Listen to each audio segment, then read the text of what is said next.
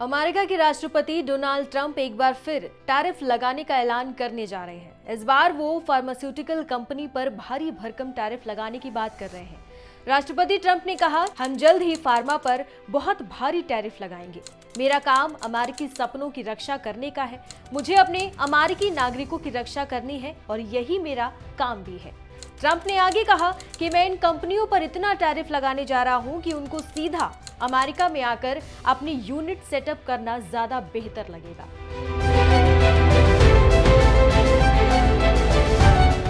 नमस्कार, मैं हूं अनुश्री गुप्ता और आप देख रहे हैं एनडीटीवी इंडिया।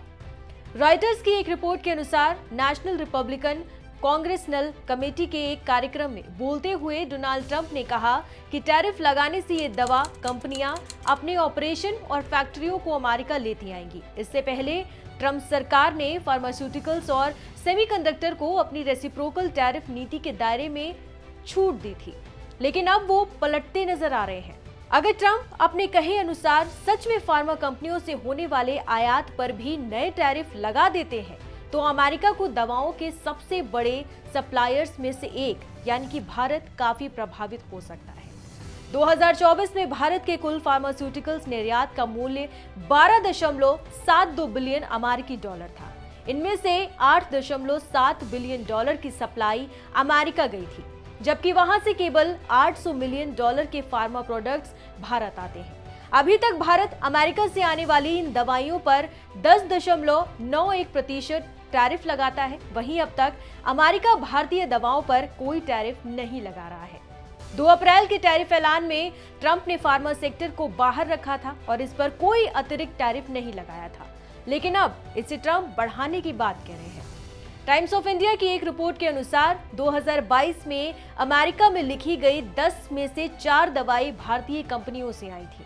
वास्तव में भारतीय कंपनियों की दवाओं की वजह से ही 2022 में अमेरिकी स्वास्थ्य सेवा प्रणाली को 219 बिलियन अमेरिकी डॉलर और 2013 से 2022 तक कुल 1.3 ट्रिलियन अमेरिकी डॉलर की बचत की।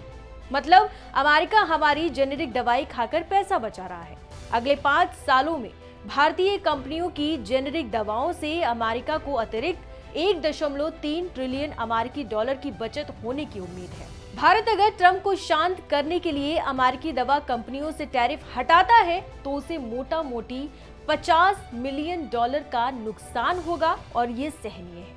लेकिन अगर ट्रंप दूसरी दौर में फार्मा पर भी 26% का टैरिफ थोपते हैं तो भारत की दवा कंपनियों को जबरदस्त झटका लगेगा।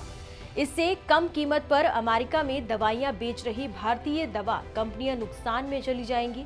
उन्हें टैरिफ की वजह से अपनी दवा की कीमतें बढ़ानी पड़ेंगी और इससे अमेरिकी हेल्थ केयर सिस्टम पर बड़ी चोट लगेगी। फिलहाल इस वीडियो में इतना ही। बाकी तमाम खबरों को विस्तार से जानने के लिए आप देखते रहिए एनडीटीवी खबर ब्रीफ, मेरे साथ सिर्फ एनडीटीवी के यूट्यूब चैनल पर।